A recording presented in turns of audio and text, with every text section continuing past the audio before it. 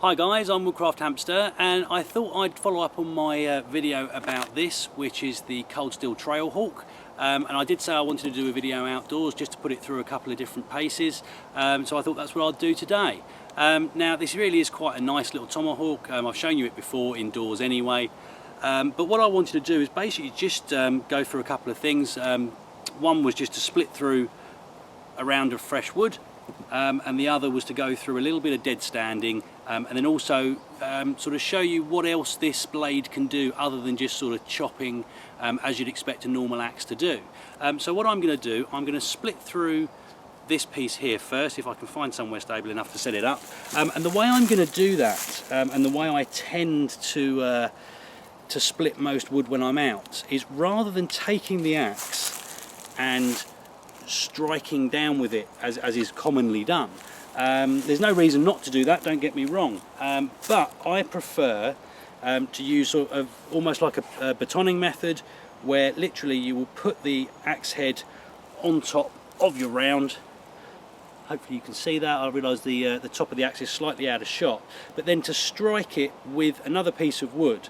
Now basically my view is this is a slightly safer way of doing it. Now I come out by myself more often than not, and the issue with that is if I ever were to slip with an axe, the risk to me is that there's nobody around to help me. Even if I make a phone call on my mobile, you know, it's some time before help's going to get to me. So this, in my view, is just a safer way of using an axe. Now obviously you don't get the leverage that a long handle provides you, but to me that's not so much of an issue. So all I want to do with this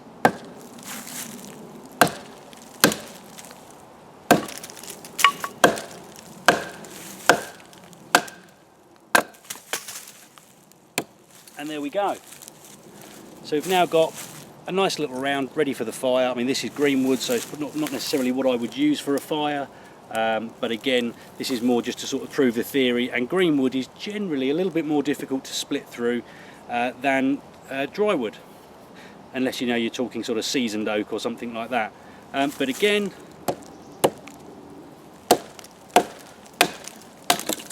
very, very simple, very, very easy, and I've now got what, in my opinion, are the right sized pieces of wood to go onto a fire.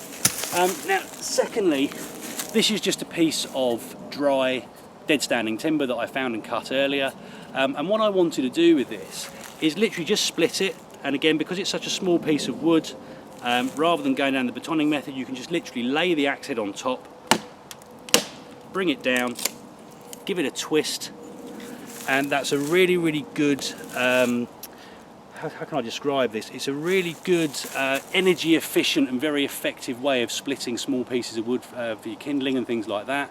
And what I wanted to do, get rid of one of those, I just wanted to show you kind of the sharpness of this axe head. Now it's not as sharp as my bushcraft knives. I could sharpen it up that sharp, and I have done in the past, but because I use this axe as a thrower as well, there's no point having a really fine razor edge on there, because all it's going to do is get chewed up and mangled up when I'm throwing it at things. But that said, it's still certainly sharp enough to take off fine shavings. You know, you can make feather sticks out of this, or with this should I say. And there you go, just a quick example of kind of the sort of shavings you can get off something like this. But what you can also do, and if I just take this head off, can be a little bit tricky sometimes.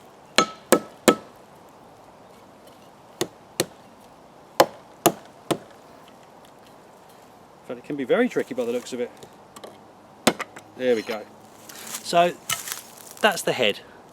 And what you can do, because you've got this nice big eyelet here, obviously for the handle, you can actually, depending on how you want to use it, I tend to hold it like this if I'm going to do something like this, just with my finger supporting the back. And what you can do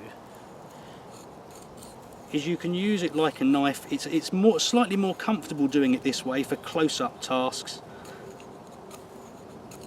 And as I say, it's not the sharpest blade in the world. I mean, you can sharpen them up, as I say, to get a really, really fine edge on there, provided you're not planning on using it for throwing and that kind of thing. But again, mean, I've only done a couple, but you can get some real fine shavings out of it, which I think are really, really useful. So again, if you were looking for a sort of a jack of all trades, if you like, you know, a single tool to take out with you bushcrafting, if you want to go really, really minimal, you know, think back maybe to sort of like the real old school sort of pioneers and adventurers. This is something maybe to consider. Now, I'm sure people will note in the comments, you know, a lot of the old sort of pioneers and things, they would carry a hatchet of some description, whether it was a tomahawk, a more traditional axe or what have you. They would almost certainly have carried a belt knife as well. But you know, if you wanted to do something like that, and you wanted, as I say, go really, really minimal, this is a very good option. Now again, if you're not planning on throwing this, which you know you don't need to by any means, you can definitely get a better edge on this. And as I say, you know, you can do a multitude of things with it. I've seen a couple of clips on YouTube of somebody using this to skin small game. I've never tried it myself, but it's definitely doable looking at the blade.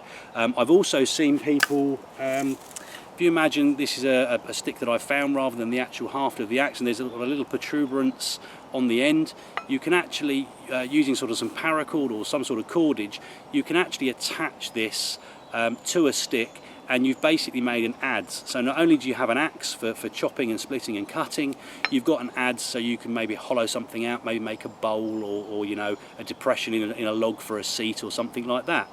So it's a really, really versatile tool, and I do really, really like it. It's certainly not brilliant at everything it does. You know, it's a reasonable splitter. As you've seen, one thing I do find, I'll show you this while seeing as I've done it, the axe head generally only fits one way on this handle, and for some reason I always forget which way it goes. There we go. But again, so if I just take a piece of this wood that we've split, you